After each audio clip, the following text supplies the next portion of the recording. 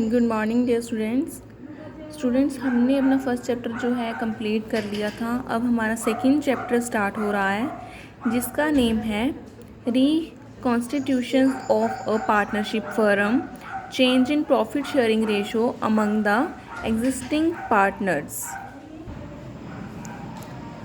तो इस चैप्टर को स्टार्ट करने के लिए हम सबसे पहले मीनिंग करेंगे किसका, रिकॉन्स्टिट्यूशन का।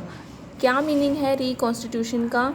स्टूडेंट्स देखो, जैसे कि एक फ़र्म है, पार्टनरशिप फ़र्म है, मीन्स की फ़र्म में बहुत सारे पार्टनर्स हैं, 2 या 3 पार्टनर्स काम कर रहे हैं। अब वो ये चाहते हैं कि जो उन्होंने पार्टनरशिप डीड की थी, मैंने आपको पहले बताया था कि जो पार्टनरशिप डीड है वो ओरल में भी हो सकती है और रिटर्न में भी हो सकती है। उसमें क्या होता है, पार्टनरशिप डीड में सारी टर्म्स और कंडीशंस हैं जो भी पार्टनरशिप फर्म की, मीन्स की किस रेशो में वो अपना प्रॉफिट बांटेंगे या क्या रेशो रहेगी उनकी कैपिटल लेके आने की, वो सारी जो पार्टनरशिप डीड है उसमें चेंज करना क्या है, रिकॉन्स्टिट्यूशन ऑफ पार्टनरशिप फर्म है। ठीक है, ये जो फर्म है ये पहले की तरह ही चलती रहती है, बट जो पार्टनर्स हैं उनका आपस में क्या है, जो रेशो है वो चेंज हो जाती है। प्रॉफिट शेयरिंग रेशो या कैपिटल की जो रेशो है वो चेंज हो जाती है। उसको क्या बोलते हैं, reconstitution of a partnership firm. इसमें क्या होता है कि जो पहले से पार्टनरशिप डीड मीन्स जो एग्रीमेंट पहले बना हुआ था वो कैंसिल हो जाता है और एक नया एग्रीमेंट बनाया जाता है जिस पे सारा कुछ नई स्टार्टिंग जिस पे की जाती है कि प्रॉफिट शेयरिंग रेशो क्या होगी, कैपिटल क्या होगी, लॉस हुआ तो उसको कैसे डिस्ट्रीब्यूट करेंगे, प्रॉफिट हुआ तो कैसे डिस्ट्रीब्यूट करेंगे, ये एग्रीमेंट में लिखा जाता है। ठीक है, तो हम देखते हैं क्या कुछ होता है उसमें। Change in the profit and loss sharing ratio among the existing partners. क्या है उसमें, जो भी प्रॉफिट और शेयर की रेशो है वो चेंज की जाती है। और ये सब कब किया जाता है, एडमिशन ऑफ न्यू पार्टनर, जब हमारे फर्म में कोई नया पार्टनर आ रहा है। ठीक है, मान लो हमारी फर्म में A, B, C पार्टनर काम कर रहे थे, बट हमें किसी और पार्टनर की ज़रूरत है, हमें कैपिटल की ज़रूरत है अपनी फर्म में।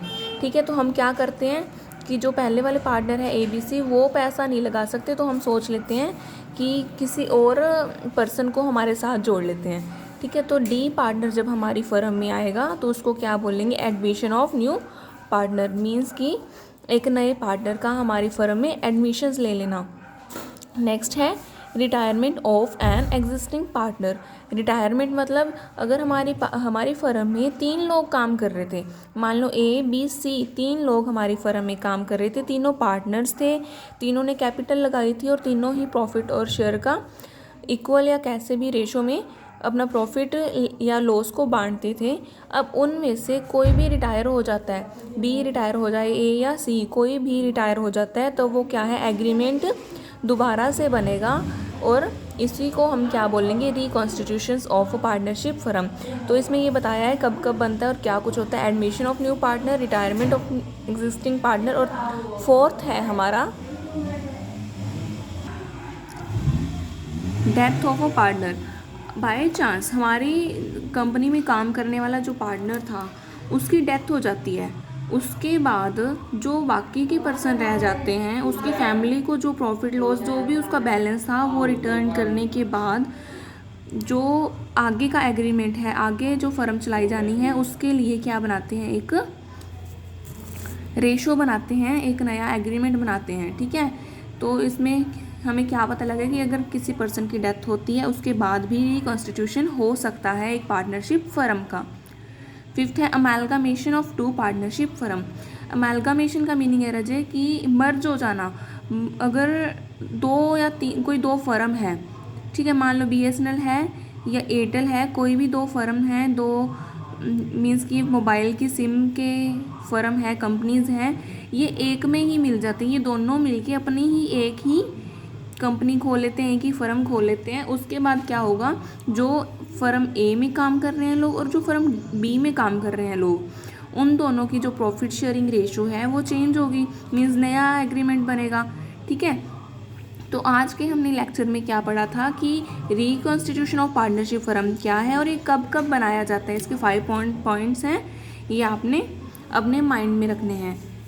ठीक है, आगे है various aspects to be dealt within the form of reconstitution. Means कि क्या कुछ किया जाता है अगर रिकंस्टिट्यूशन होता है फर्म में, क्या कैलकुलेशंस की जाती हैं या किन किन चीज़ों की दोबारा से कैलकुलेशन की जाती है।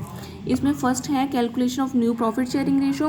मीन्स कि प्रॉफिट शेयरिंग रेशो नहीं बनती है। Calculation of sacrifice ratio, sacrifice ratio निकाली जाती है। गेनिंग रेशो निकाली जाती है। रिवैल्यूएशन की जाती है एसेट्स और लाइबिलिटी की।